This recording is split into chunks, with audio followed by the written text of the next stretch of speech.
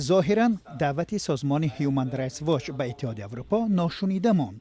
این دیدبان معروف حقوق بشر در آستانه جلسه وزیران خارجه آسیای مرکزی و اتحادیه اروپا از بروسل تقاضا کرد که به حکومت‌های منطقه فشار آورند تا به حادثه‌های پایمالشوی حقوق بشر خاتمه داده شود.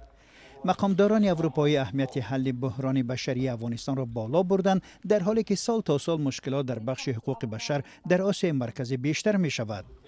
مسائلی که در جلسه یک روزه بررسی شدند به تهدیدهای امنیتی از افغانستان بعد از سر قدرت آمدن طالبان، راههای نجات این کشور از بحران گومنیتری، تامین امنیت سرتاسری از تهدیدهای قاچاق مواد مخدر و سلاح، تروریسم بین المللی ربط داشت.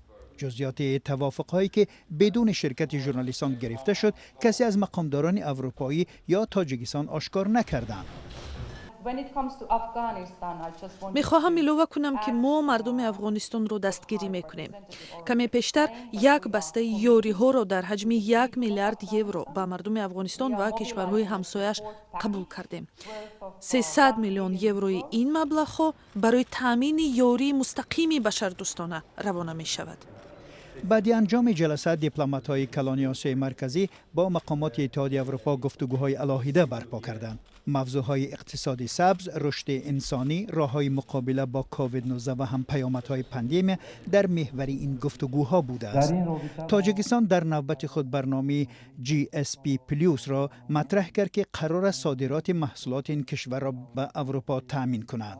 دیپلمات‌های کلان از جمله جوزف بارل، یوتا اورپیلاینن و سراج الدین مهرالدین در پایان ملاقات با خواندن چند جمله اظهارات نشست اکتفا کردند و نگذاشتند که ژورنالیستان سوالهای خود را بدهند.